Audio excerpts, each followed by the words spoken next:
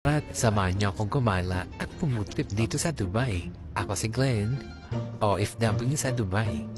Nag-trip nga kami ng cowork ko dito sa nagtitrend na namin sa may Alsif. Kaya agad-agad kami pumunta. Morning shift nga pala kami parehas ng coworkmate ko.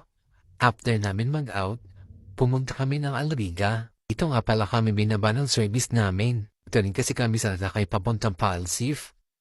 Hindi namin bumaba ng Bania Square Station para makapuntang Alsif. So ayan, kinab ko na aking noll card. After ilang minutes, nakamba na kami ng Bania Square Metro Station. So dito, maglalakad kami ng 4 to 5 minutes.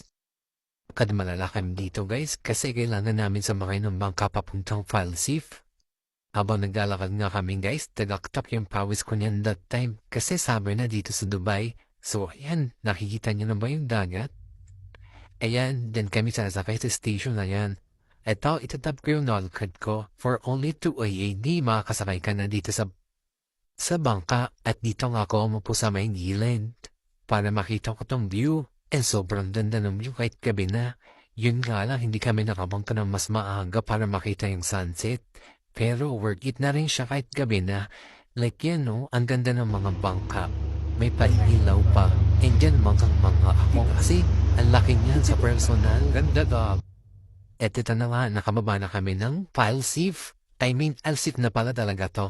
And dyan may nakita kong Turkish ice cream. Bibili sana kami ng pasama ko kaso hindi yan yung pakay namin dito. Habang naglalakad nga pala kami guys, nakita namin itong mga lumang bahay. Ito nga pala yung Old Dubai. At dito nga pala sa kabilang site, may nakita kami na piprint na photoshoot. Dyan sa malaking bangkang yan, bangka ba yan or barko? Basta ang ganda niyan guys sa personal. May pailaw and dyan, under the burst sana ako dyan. And malapit na pala kami sa paparoonan namin. Ayan, parang batang nawawala lang ako dyan. Tipong parang pinamili ka lang ng nanay mo ng mantika. And dito makikita mo yung mga lumang disenyong bahay. Ang aesthetic na ito sa personal guys. Ayan, pang Instagram mo rin siya. For me, 10 out of 10 yung place na to pag maglalagay kasi tinam ng photos. And dito na itong tula namin itong Bukyo Noodle Bar. Ayan guys, papasok na kami. So yun nga, sobrang welcoming dito ng mga staff. Puro kabayan din yung mga staff dito. And dito para makakala mo wala ka sa Dubai. Di ba parang nasa Japan lang ang atake. So ayan, naghahanap kami ng mauupuan. Ayan, di ba sobrang dami na ng guests. And may nakita pa ako dito guys sa labas. Balak namin nakasama ko dyan kami magtandaing in. Kaso medyo mainit nga yan that time and pagod kami sa lakad. So ayan, sinabi ko, picturean niya muna ako saglit. And ito nga, sabi ko, videohan mo ako dyan, picturean mo ako dito. Diba dami kong request? So ayan, as a social climber, cloud chaser. Yan. Ito nga pala yung daigin nila guys. Shoutout nga pala kay Kuya na kumaway. Hello Kuya.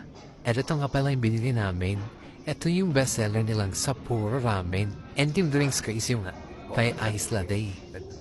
Ayan guys, sobrang daming laman. Worth it na worth it. At yan sobrang nakapay niyan that time. Divine. Sino pa din?